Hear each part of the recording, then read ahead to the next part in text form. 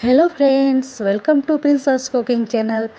તો આજે તમે વિડીયો જોયો એ મારી ડોટરનો બર્થડે હતો. તો ત્યારે મેં બાળકોના ફેવરિટ એવા ઓરિયો બિસ્કિટમાંથી કેક બનાવી હતી. તો આજે આપણે બનાવીશું ઓરિયો બિસ્કિટમાંથી કેક. તો એના માટે આપણે 2 મોટા પેકેટ ઓરિયો બિસ્કિટના લેવાના છે. તમે બીજા કોઈ પણ બિસ્કિટ પણ લઈ શકો છો.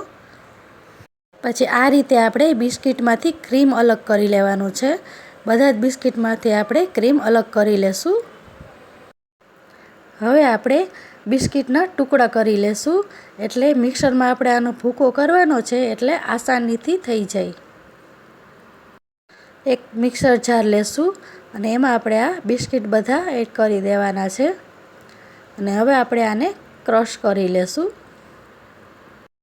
તમે જોઈ શકો છો બિસ્કિટ આપણા ક્રશ થઈ ગયા છે. અને હવે આપણે એક બાઉલ લઈને એમાં આપણે આ ભૂકો છે એ કાઢી લેશું. પછી આપણે એમાં અડધો બાઉલ જેટલી આપણે શુગર એડ કરવાની છે. શુગરને મેં મિક્સરમાં ક્રશ કરી લીધી છે અને એનો પાવડર બનાવી લીધો છે. અને હવે આપણે 1 કપ જેટલો મેંદો એડ કરવાનો છે. આને હવે સરખી રીતે મિક્સ કરી લેવાનું છે.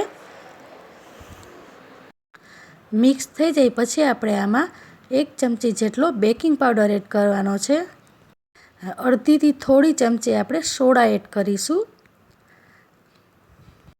હવે આપણે આમાં દૂધ એડ કરવાનું છે. 1 ગ્લાસ જેટલું અત્યારે મેં દૂધ લીધું છે.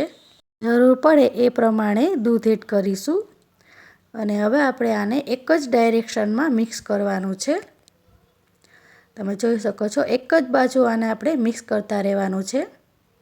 જ્યાં સુધી એકદમ સ્મૂથ બેટર ન બને ત્યાં સુધી આપણે આને ચલાવતા રહેવાનું છે.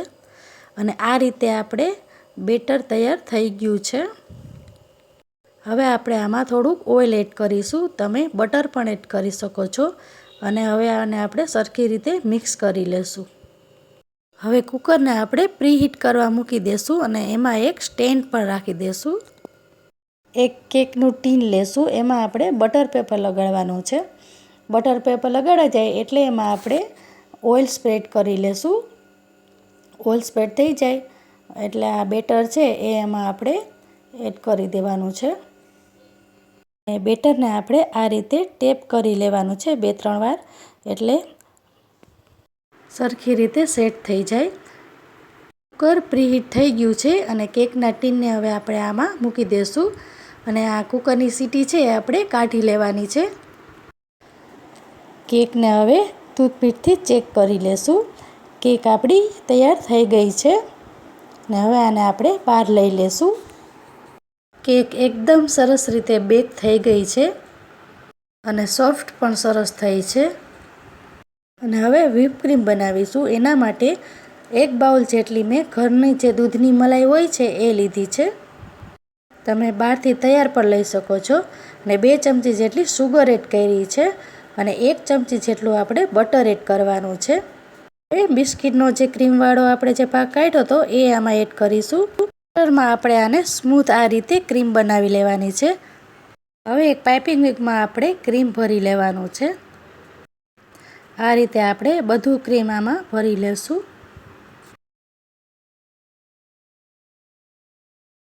કેક હવે ઠંડી થઈ ગઈ છે.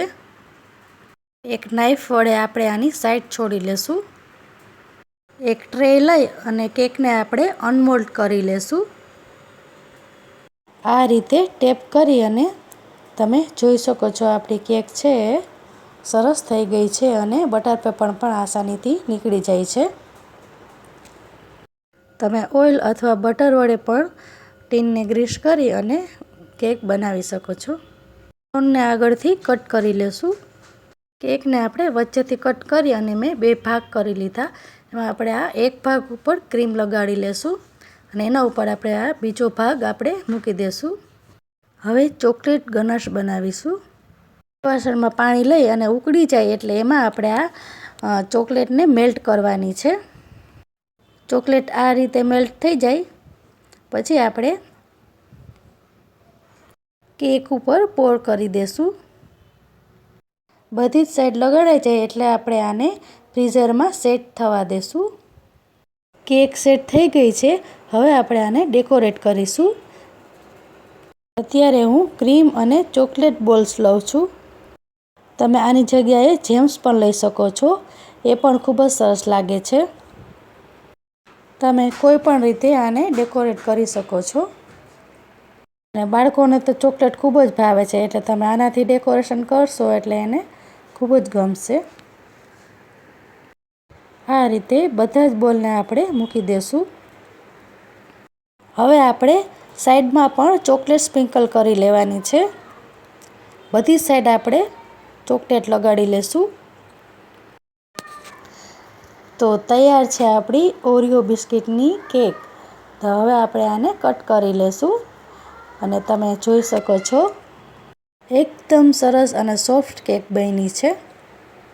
જો તમને આ વિડીયો ગમ્યો હોય તો લાઇક, શેર અને સબસ્ક્રાઈબ કરવાનું ભૂલતા નહીં અને કોમેન્ટમાં પણ જણાવશો.